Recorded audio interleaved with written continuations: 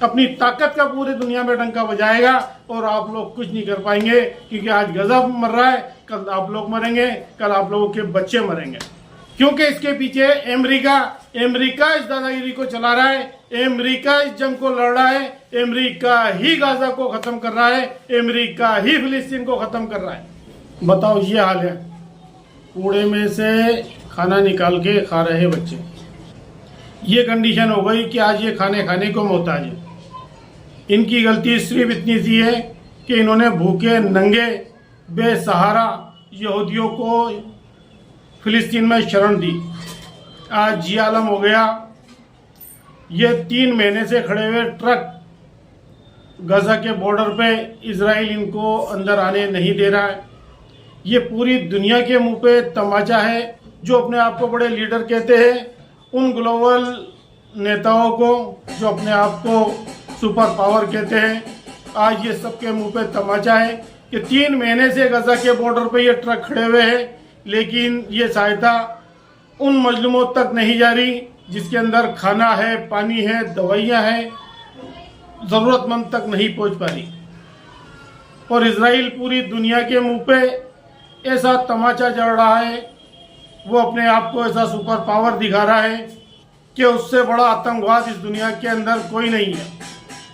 और उन लोगों को भी शर्म आनी चाहिए जो इजराइल के इस नरसंहार में उसका साथ दे रहे हैं। अमेरिका हुआ या जितने भी मुल्क इजराइल को हथियार दे रहे हैं, कि उन हथियारों से जब इजराइल चलाता है गजा के ऊपर, उस माँ के दिल पे क्या गुजरती है कि जब वो मिसाइल आके उसके बच्चे पर पड़ती है और बच्चे के छींचड़े उड़ते हैं और पूरे जगह फैल जाते हैं।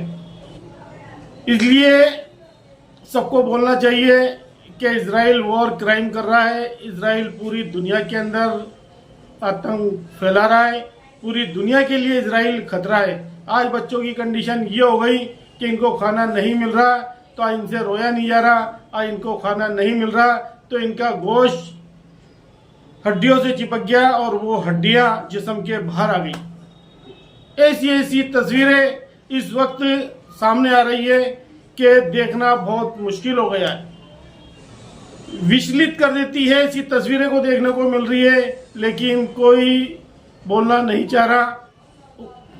ये अरब मुल्क के उन हुक्मरानों के मुंह पे तमाचा है जो इजराइल के इस नरसंहार को, इजराइल के इस आतंक को बड़े खामोशी से देख रहे हैं। अरे आप लोगों की अगर ताकत नहीं है, बातचीत के जरिए से इस मसले को हल करें, क्योंकि आज अगर तुमने इजराइल के इस आतंक को नहीं रोका तो कल सबकी बारी है कि इजराइल एक ग्रेटर इजराइल बनाना चाह रहा है। आज गजा फिलिस्तीन की बारी है। आज गजा फिलिस्तीन को वो कब्जे में लेगा, कल को यमन को कब्जे में लेगा, कल को शाम को कब्जे में लेगा। फिर ऐसे करते करते एक एक करके सारे मुल्कों से ये जंग छेड़ेगा और अपने आतंक का डंका बजाएगा, अपनी ताकत का पूरी दुनिया में डंका बजाएगा और आप लोग कुछ नहीं कर पाएंगे, क्योंकि आज गजा मर रहा है, कल आप लोग मरेंगे, कल आप लोगों के बच्चे मरेंगे। इसलिए इस चीज पे फिक्र करनी चाहिए पूरी दुनिया को। जिस दिन इजराइल की ये तानाशाही पूरी दुनिया में फैल जाएगी, पूरी दुनिया में अपनी ताकत दिखा देगा, तो दुनिया का कोई मुल्क, चाहे वो एशिया का हो, चाहे गल्फ कंट्री का हो, या पूरी दुनिया में कहीं कोई सी भी कंट्री हो, इजराइल किसी को नहीं छोड़ेगा। सब पे वो अपनी दादागिरी चलाएगा।